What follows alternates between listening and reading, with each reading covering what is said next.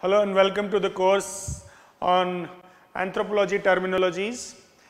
Through this course you can make your base, you can know all the terms and definitions which are important in anthropology, and on that base you can build your knowledge with examples, right? So let us start. This is applied anthropology. You all know that anthropology is the holistic study of mankind over time and space, right? So applied anthropology, it is the application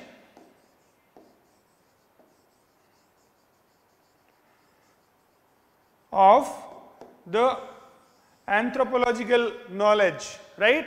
You can say the knowledge which is created by anthropology, its research, the tools it uses, right, of data collection, or you can say methods it uses,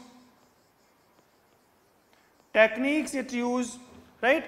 Everything which is put to use for the mankind, for the welfare of us human beings. See, some anthropologists like Kroeber, even Dr. L.P. Vidyarthi, they call anthropologists as social doctors. That means they can identify the social ills and can provide solutions for that, right? So there can be use of anthropology in every aspect of our life, right? And what aspect can be applied? You know that anthropology have 4 subfields. You can say these are the Boasian subfields, right? Because French Boas have classified anthropology into the 4 subfields, which is physical anthropology, socio-cultural, linguistics, and archaeological anthropology.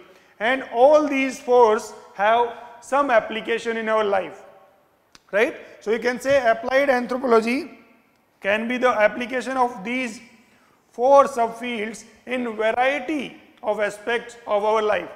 The first thing, physical anthropology, we know that we are amidst the pandemic, right? So vaccine development, treatment, everything, right? All kind of DNA technology, gene therapy, etc. can come under this, right? So diagnosis to treatment to prophylaxis, all the 3 things will be covered under the physical anthropology. Similarly, socio-cultural anthropology, see, we have regional problem, we have ethnic problem, we have the problem of casteism, we have the problem of top down, or you can say oppressive development, right?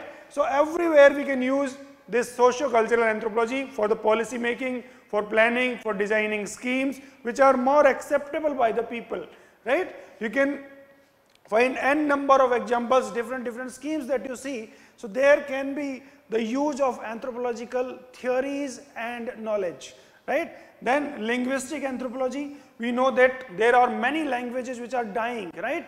UNESCO says that the language which is spoken by less than 10,000 people is endangered language. So in India we have many endangered languages, and their anthropology's knowledge can be useful, right?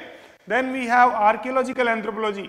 See, we have a rich repository of human ancient remains in India. So those remains are under threat, right? So we can use this archaeological knowledge to protect them, to preserve them, to conserve them. That branch of archaeology is known as public archaeology, right? Similarly, we can use it for cultural resource management, right? Our cultural resources, like, they can be tangible or intangible. You have seen that intangible cultural resource like your music, your dance, right? Or you can say your kind of chants. Okay, everything can be preserved. So everything have a something, right? Some application, and that is where we can say that applied anthropology is a very vast field which can be very instrumental for our social welfare, for your industrial development, for the urban development, for, you can say, the development of new technologies that we are living in today, cyber technologies. Everywhere anthropology can be useful. Now, how applied anthropology is different from action anthropology. See, in applied anthropology, the anthropologists use the anthropological knowledge, right? And here anthropologists make suggestions for the development, right? Here anthropologist is making suggestions. Here in action anthropology, which is the term coined by Soltex when he was working with Fox Americans, right? He says that here anthropologists act as a catalyst. He stays with the community, work with the family and allow the community to make their own solutions. Here the anthropologist will just act as a catalyst, right? He will not make plan for the community, right? Rather he will just allow them to think and explore newer dimensions. Here the plan is prepared by the anthropologist himself, and that can be used by our policy makers, that can be used by our government and other authorities, right? So that is the difference between the two.